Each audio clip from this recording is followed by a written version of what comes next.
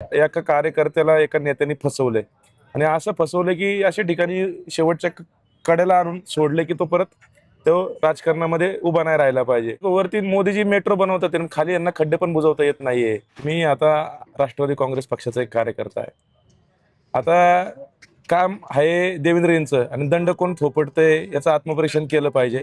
पुण्यातल्या ज्या निकालाकडे अनेकांचं लक्ष होतं तो निकाल मध्यरात्री लागला। बराच उलट सुलट फेर मतमोजणी अशा सगळ्या गोंधळानंतर अमोल बालवडकर निवडून आलेले आहेत। अमोल बालवडकर आपल्या बरोबर आहेत। सगळ्यात पहिला प्रश्न, इतका अटीतटीची लढाई झाली, शेवटच्या क्षणी तुम्ही भरलेला फॉर्म, त्यानंतर राष्ट्रवादीत जाणं आणि शेवटच्या क्षणापर्यंत निकाल काय लागतोय याच्यावरनं सुद्धा सुरू असलेला गोंधळ, मार्जिनचा सगळा खेळ चालू होता, काय टेन्शन आलं होतं?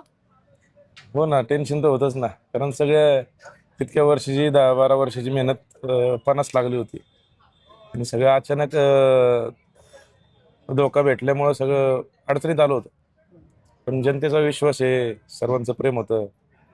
अजितदादांनी डोक्यावरती आशीर्वाद ठेवला आणि मायबाप जनता मतदार राजांनी मला कामावरती माझ्या त्या ठिकाणी कौल दिला आणि सर्व कार्यकर्ते, भाऊ, नातेवाईक, आई वडील, परिवार, पत्नी म्हणजे अक्षरशः जीवाचं रान केलं एक 10-15 दिवस सगळ्यांनी।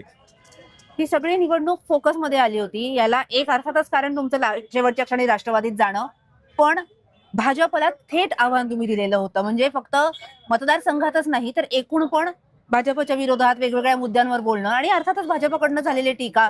चंद्रकांत दादांनी असं म्हणणं की त्यांचे फोटो जे बाहेर आले होते त्याच्यामुळे आम्ही उमेदवारी द्यायचं नाकारलेलं होतं, आता तुम्हाला कारण कळलं असेल। इतकी अटीतटीची लढाई होईल असं म्हणजे विचार केला होता की एवढी वर्ष तयारी करत होतात, आता निकाल लागलाय, पण आता मागे वळून पाहताना काय वाटतं? मागे वरून पाहिलं तर खूपच एखादा चित्रपटात शोभेला असा प्रसंग माझ्यावरती आला होता आणि अप्स अँड डाऊन्स खूप होते, पण मनामध्ये विश्वास होता आणि जनतेचं जेव्हा मला ते उमेदवारी रद्द होऊन मला राष्ट्रवादी काँग्रेस पक्षाची उमेदवारी मिळाली त्या दिवशी माझा कॉन्फिडन्स वाढला। कारण त्या दिवशी जे लोक मला भेटायला आले होते, अनेक जण रडत होते, अनेक जण दुःख होते, अनेक जण आनंद अश्रू पण व्यक्त करत होते। चला, कमीत कमी राष्ट्रवादी तरी आपल्याला अजितदादांनी आशीर्वाद दिलेला आहे आणि तुम्ही भैया एवढा दिवस एका पक्षामध्ये काम केलं, तुम्हाला फसवलं गेलं।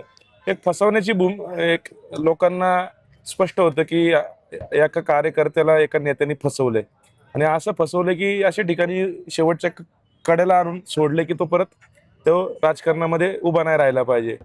पण एवढ्या प्रसंगामध्ये सुद्धा शेवटी देव तारी त्याला कोण मारी आणि आज इथं उभा आहे। जनतेने कौल दिला, एवढे प्रसंग आले वाईट, काय कल्पना करू शकत नाही, पण शेवटी परमेश्वर, चांगले कर्म, आईवडिलांचा आशीर्वाद, जनतेचं प्रेम असल्यावरती कार्यकर्ता उभा राहू शकतो। गेल्या वेळी महापालिकेत गेला होता, सेंचुरीच्या आसपास तेव्हा पोहोचलेली होती भाजप। आता भाजप सेंचुरी क्रॉस करतेय, तुम्ही राष्ट्रवादीतनं पुन्हा महापालिकेत जाणार आहात, नंबर भाजपचा मोठा आहे। अर्थात आता देवेंद्रजींचं काम आहे, त्याचं श्रेय दुसरं कोणी घेऊ नये। हे देवेंद्रजींच्या कामामुळं महायुतीचं काम आहे अजितदादाचं, त्यामुळं हे नंबर्स आहेत।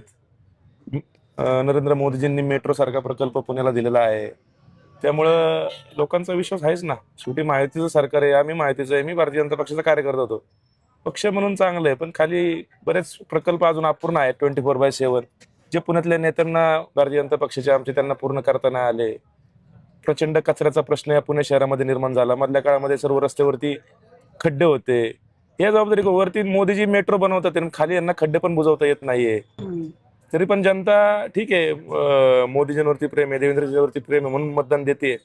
पण मला वाटतं यातून काहीतरी शिकलं पाहिजे। केवळ आपल्याला मतदान भेटतं, निवडून येते, पण कामं पण जनतेची झाली पाहिजे आणि अजितदादा पवार हे महाराष्ट्राचे कामाचा माणूस आहे। आता ते पुण्यामध्ये लक्ष घालतील, आमच्यासारख्या तरुणांना काम करण्याची संधी त्यांनी दिली आणि मी त्यांचा विश्वास नक्कीच पूर्ण करून दाखवला। पण भाजपचे नेते म्हणजे मुरलीधर मोहोळांची काल आम्ही बोललो तेव्हा ते म्हटले की ही कुस्ती कुणाची आणि पुणे कुणाचं याचं उत्तर मिळालंय। बघा, मी आता राष्ट्रवादी काँग्रेस पक्षाचा एक कार्यकर्ता आहे। आता काम आहे देवेंद्रजींचं आणि दंड कोण थोपटतंय याचं आत्मपरीक्षण केलं पाहिजे। त्यामुळं उगाच नुसतं दंड थोपवून मोदीजींच्या कामावरती, देवेंद्रजींच्या कामावरती लोकांनी मतदान केलंय। त्यांनी फक्त दंड ठोपटायचंच कामं केले इतके दिवस, त्यामुळे आता काय ते मोठे नेते आहेत, मला काय त्यांच्यावरती बोलायचं नाही। पण हे अजितदादा पवार आमचे मोठे नेते आहेत, महाराष्ट्राचे नेते आहेत आणि त्यांच्यासारख्या मोठ्या नेत्याला जर असं कोणी येऊन जर आव्हान देत असेल तर माझ्यासारख्या कार्यकर्त्याला बोलणं अपेक्षित आहे। शेवटचा प्रश्न, पुढे काय प्लॅन? कारण आता राष्ट्रवादीला जेवढ्या अपेक्षित होतं तेवढं यश नाही मिळालेलं, पण सबस्टॅन्शियल नगरसेवक आता पालिकेत राष्ट्रवादीच असणार आहेत.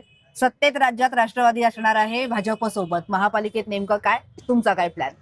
आमचे नेते अजितदादा पवार हे सर्व निर्णय घेतील. मला आता मी पुढचा तर विचार केलाच नाही. आज तर निवडून आलेला आहे, तर अजितदादांच्या मार्गदर्शनाखाली काम करायचं आणि हा प्रभाग पुणे शहरामध्ये क्रमांक 1ला आणायचा. रस्ते, लाईट, पाणी, खड्डे, पूल, मिसिंग लिंक्स, गार्डन, उद्यान, हॉस्पिटल, शाळा, खूप सारे कामं जुन्या नेत्यांनी केली नाहीये.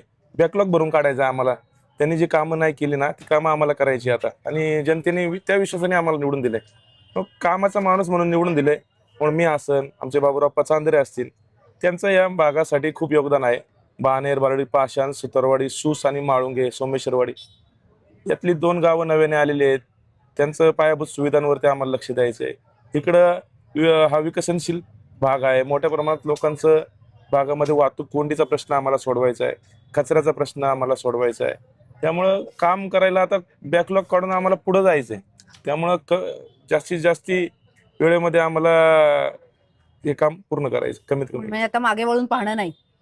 मागं वळून का पाहायचं? नंबर्स एवढे वाढलेले आहेत भाजपचे, त्यामुळे त्यात काय तो नंबर्स ठीक आहे ना.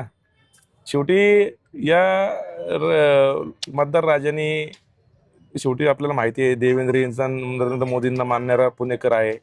त्यांचं काम आहे ते आहेच ना. मी सुद्धा भारतीय जनता पक्षाचा कार्यकर्ता होतो, त्यामुळं काम त्यांचं आहे. आणि अजितदादा महायुतीमध्ये आहे, त्यांचंही काम आहे.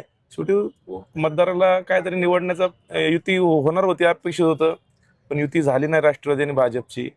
त्यामुळे ठीक आहे, काही प्रभाग मोठे होते, तर बाकीच्या गोष्टी काय मला जास्त बोलायच्या नाही. अनेक त्या ठिकाणी विषय झाले, पण आता ठीक आहे, झालं ते झालं.